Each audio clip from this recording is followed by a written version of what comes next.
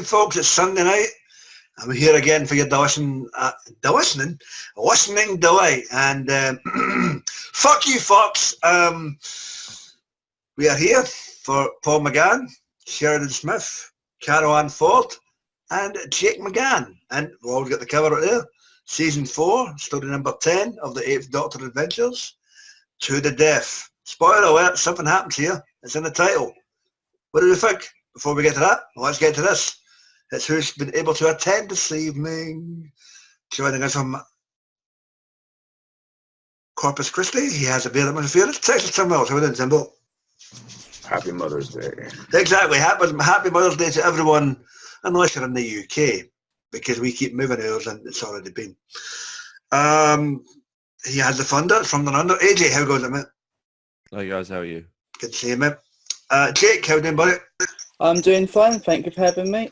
Good to see you, mate. Always a pleasure. I'm glad. I hope you enjoyed your con this past weekend. And all the way from NYC, Mr. Will Medina. He's as pissed as me. Fuck you, Fox. How's it going, Will? Hey now, fuck you, fuck for canceling Lucifer.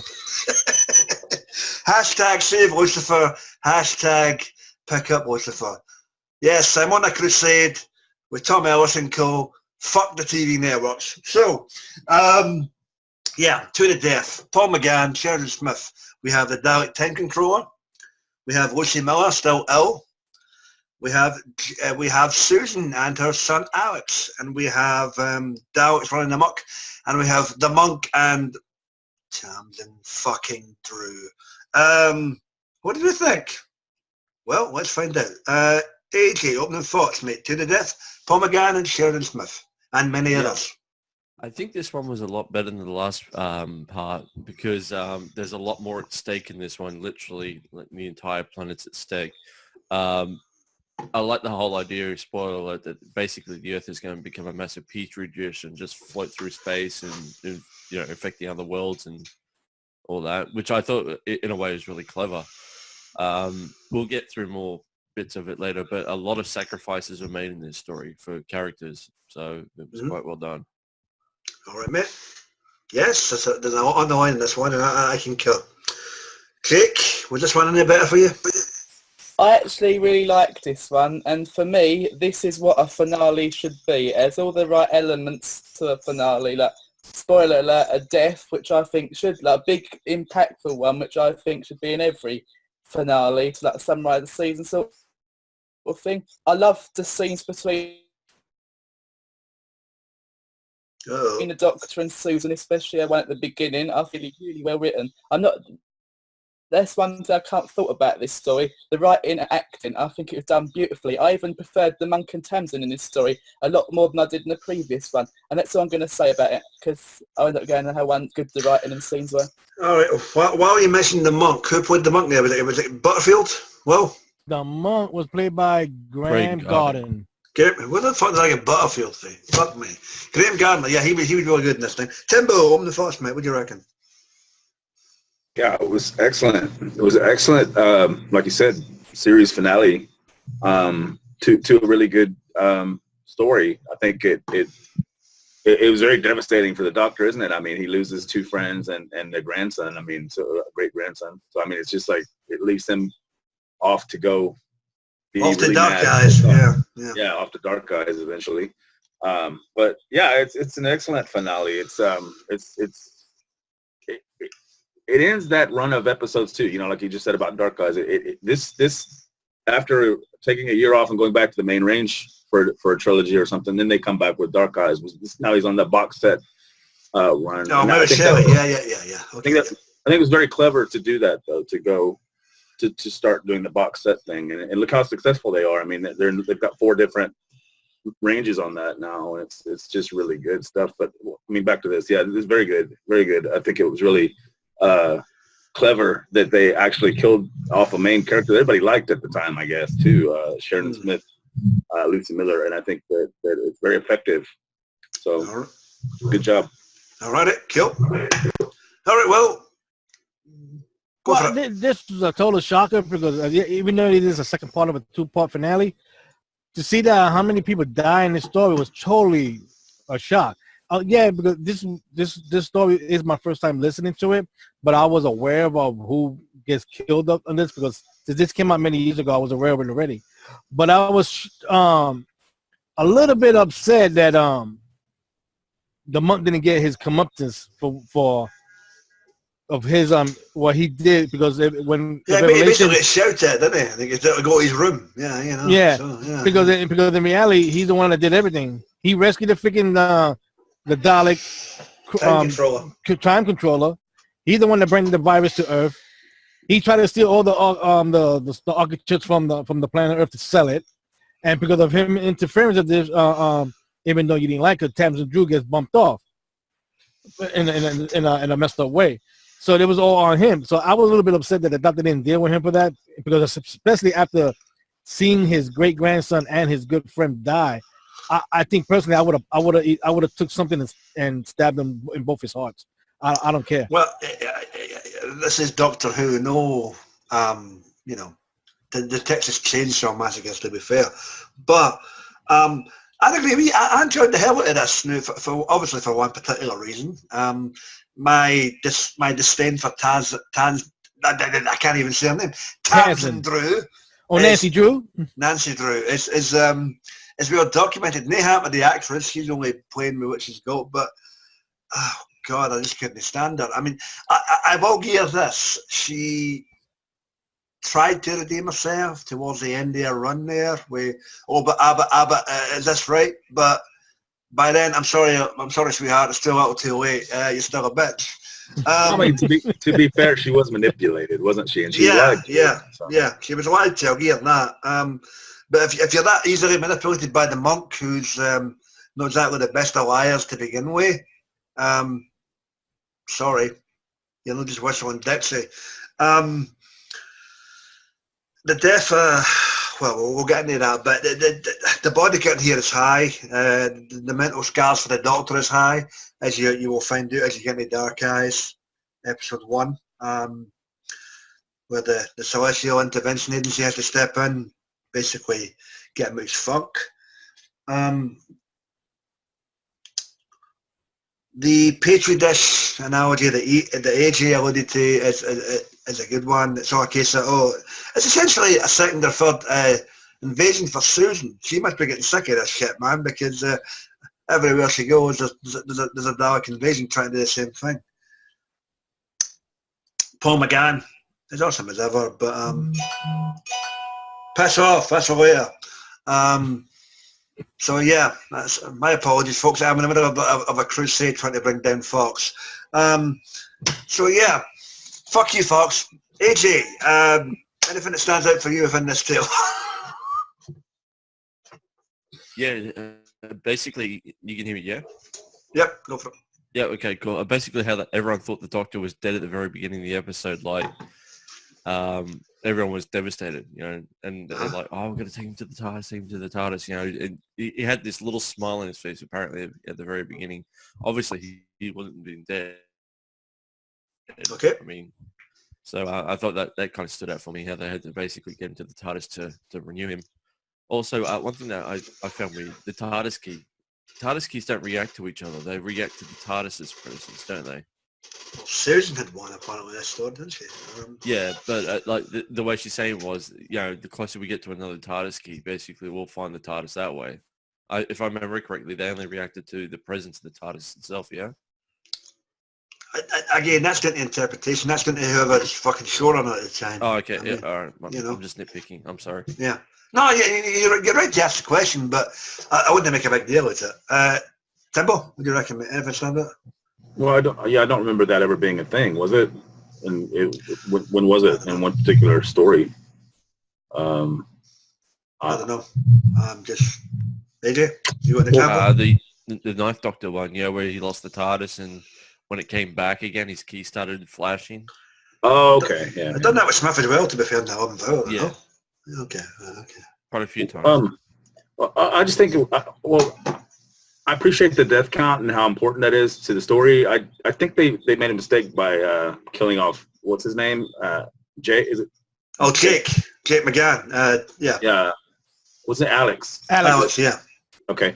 Because I think that it would have been good for that character her to return at some point, and I probably agree with you there. Yeah. Or maybe even travel with the Doctor. Maybe not even this one. Maybe a later one or an earlier one. I have a suggestion about that in a little while. We'll get to you, man. Okay. Yep. But I think that might have been a little bit too far. I mean, I think because it was bad enough. I think killing Lucy was a big deal. I mean, that never happens, and the fact that they went through with that, and was that the first death since Adric? I think it was. I think so. Yeah. Well, if you count Tasman, but she was just a temp companion. Well, Kara's got killed off too. Oh yeah, Kara's. Yeah. No, but that's. Oh no, you're right. No, okay. No, and Evelyn, she died a natural. That was natural causes. Yeah. So, okay. But yeah, it was.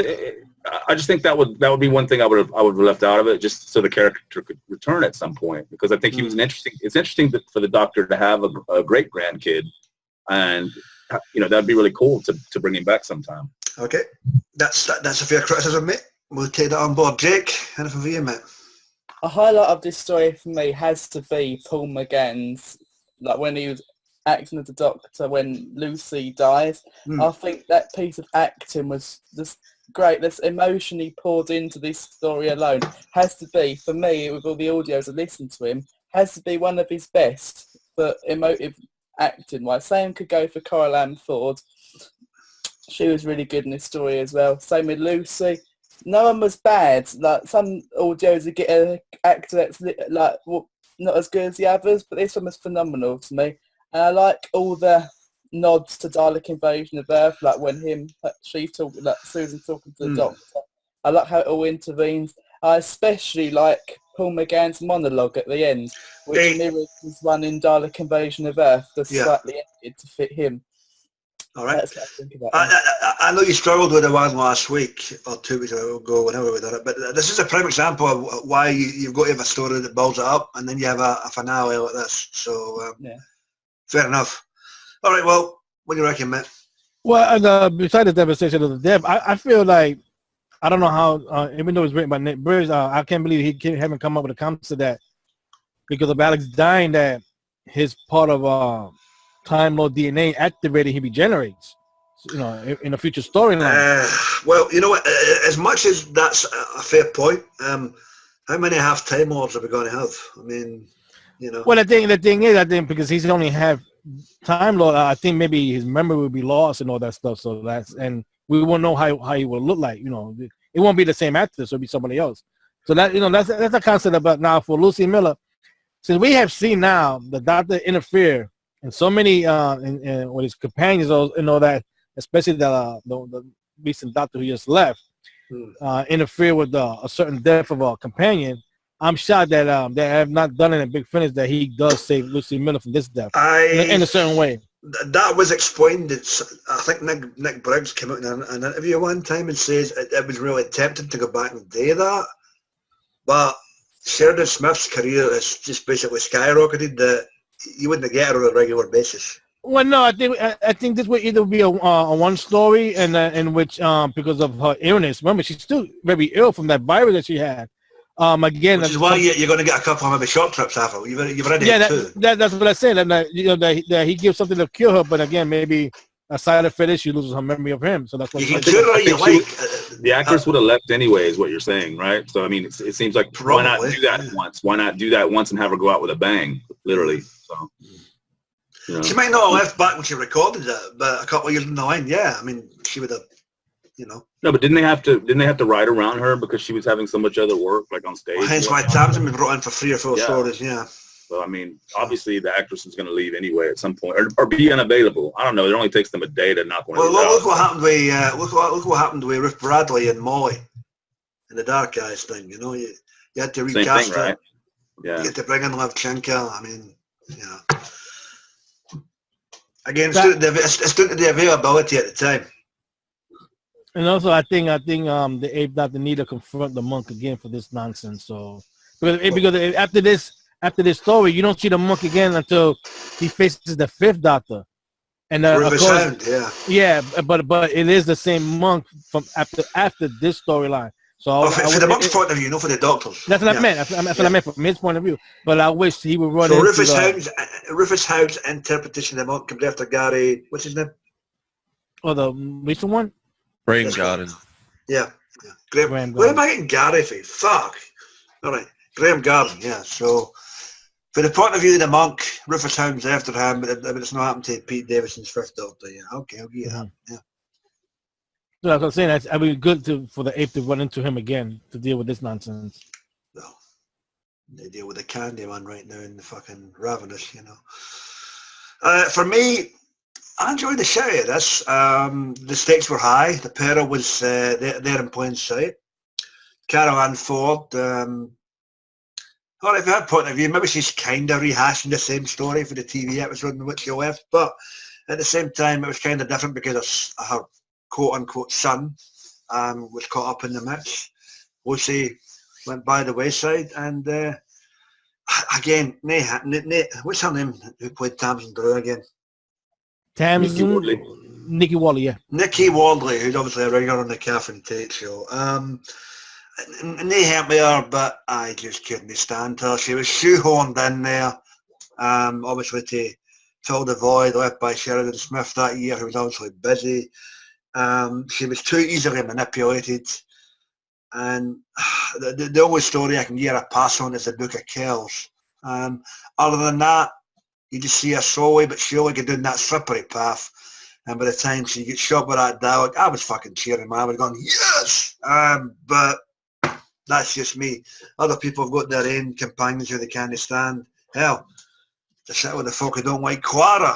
But for me, Tamsin Drew, she's probably the female Adric.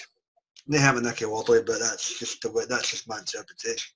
Right, guys. Now that we've interpreted our favourite parts. You forgot to mention the other one you don't like named Flip. No. I worry about Flip when she dies, hopefully. And again, they have Alicia Greenwood, but, you know. On that note, now that we've discussed our favourite parts, opening portion of the podcast, anything you wish to bring up before we get this rated in the can? Well, I thought that her death was quite sudden and maybe anticlimactic. Kind of out of the blue. Yeah. But I think if you listen to the extras, Nick Briggs wanted it to be that way. He wanted to say, like, what if you had a semi-regular character that just went like that, like it would make it a big Which is shock. fair enough. Yeah. Which is fair enough. Yeah. You know? But otherwise, yeah, the main payoff of the episode was the death of Lucie Miller. I mean, considering in her first outing she was posing as someone else. What was it? Situation Vacant or something like that. She was posing as somebody else in like the job interview type thing. I can't remember her name, but she wasn't. Oh, you're talking about the first episode of this series? No, I think it was the second episode. Brother Daleks. Yeah. No, Situation Vacant. Situation Vacant. It was essentially the one where Paul McGann was interviewing folks to be the companion. I don't know if you've heard that one, but yeah, because she had left him at Christmas. Remember, she got pissed off that he lied to her about her mother. I mean, was it her stepmom? Antipat. Yeah, Antipat. So yeah. All right. Anyone else, guys? For me, when the Dalek asked if the Doctor was going to regenerate, he's like, no, I'm going to keep this body. I like this one. I thought that was a bit of a 10th Doctor reference there. Well, considering 10 had 2, you're probably right. Well, I like the shout outs to past stories about the Dalek invasion of Earth, and of course the one when the 8th Doctor, the 6th Doctor from Patient Zero, and of course when the Doctor was, Patient Zero. Oh, sorry, yeah, okay. And then the one with the Doctor was mentioned about the caveman from the first story. And I know. They bring up the fact that he almost killed that somebody that was. Remember, and that's always been controversial because the Doctor would never do that, but that was in the very first story. The second fucking episode of the fucking whole show, really? Yeah. That's a good lot of shout outs to all those past stories. That'd be pretty good. All right. Jake, anything for you, buddy? I like near the end where he's when he's in the TARDIS all by himself and he's constantly replaying her recording on loop. Then he starts. Oh, the Lucie Miller thing. Yeah, okay. Yeah. Then he starts to like pause it, then speak what he's meant to be saying, and I thought it was just really that choked me up a bit. The death didn't really have an impact on me. The Doctor's reaction had more of an impact on me, if that makes sense. That's the way he acted it. And that's what I got to say about that. Okay, mate. Champion. Thank you. Anyone else, guys? Well, it was excellent the way she chewed him out in the beginning of the hour too, because she was really pissed that he was. Why did he take so fucking long to get there? The monk was interfering with him receiving the communication. Plus the fact that when the whole shit all the rest was going on, he was in the story before that's Prisoner of the Sun. Oh, okay. I forgot about that. But yeah, I mean, she made some good points. She retracted them pretty quickly when she saw how upset he was. But it was like, she did make some good points because she'd been through hell and back with all her sickness. We had illness and So. Yeah, fair play. I'll give Sheridan Smith that. She was really good in this, conveying the emotion. Anything else, folks? I like how Lucy... There you go, AJ. I was going to say, I like how Lucy is going off and the doctor's saying, she's been here for so long, she waited and all that sort of stuff. And, look at the state of me. Look at me. I'm completely crippled. I'm blind in one eye. I've right here, buddy so boy. Much. Yeah, there you go. Sorry. Yeah. You're right. I've sacrificed so much, and you took your sweet ass time getting here. And she was basically like holding a gun to the monk's head. I'm going to kill him. I don't care what you say. I think that was like a really strong character development before she, died. Okay. Instead of being all happy and go lucky all the time. Fair enough. That's a good point. Anyone else, guys? No? Well, I guess it's that time again. To continue, to all the ladies to enjoy their Mother's Day today and have a safe day. Yes, happy Mother's Day to all you mothers out with the UK. And just on a side note, fuck you, Fox. I'll tell you what I desire. You can go fucking lay an egg. To your death. Paul McGann, Sheridan Smith, Carol Ann Ford, and Jake McGann. Season 4, story number 10 of the 8th Doctor Adventures. AJ, how do you get out of 10, mate? I'm going to give it a 9 out of 10. I mean, really, Lucy should have shot the monk. Wow. Can't have everything, All right, Jake, a little higher than last week, I presume. I'll give it a 9 out of 10. I really enjoyed this one. Thank you, buddy. Glad you enjoyed it. Well, what does MWSC say this evening, mate? I'm also going to give it a 9 out of 10. I wish they would have added the scene of the doctor punching the monkey in the face after all that nonsense. All righty. And down in Corpus Christi. Timbo, what do you get? I'll give it a 9.5. It wasn't quite perfect, but it was almost. So it was really good. Very good way to end it. Cool. Yep, good way to round off a series for a 4-season long arc. I'll get a 9 out of 10 as well. Sheridan Smith was dynamite as Lucie Miller. And a tragic end to her character indeed. And with that, we are done. Finito in the can. And we will be back next week. It is the turn of William Hartnell / Richard Hurdnell / David Bradley with the First Doctor. We will be tackling a companion chronicle selected by Texas Tim. Timbo, could you let us know which one that is? It's called The Plague of Dreams. There we go, The Plague of Dreams, which I believe is in the 2nd volume First Doctor box set. Is that right?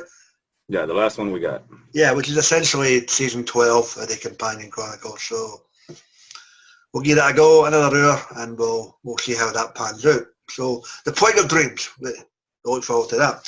Please check out all our buddies in the wonderful wacky world of the YouTube. We've got the guys and dolls out of Geeks assembled with their TV, movie and audio reviews. You've got Dr. Freedom and his new broadcast, his Omega Files, and the Adventures of Dr. Freedom and Eric. You've got Sammy Carter, you've got Johnny Blues, and you've got Mike Shannon on the rare occasions whenever he's online. Like, share, comment, subscribe, thumbs up, thumbs down. We're getting the hell on it here. I'm going to go and wage war on Fox. Fuck you, Fox.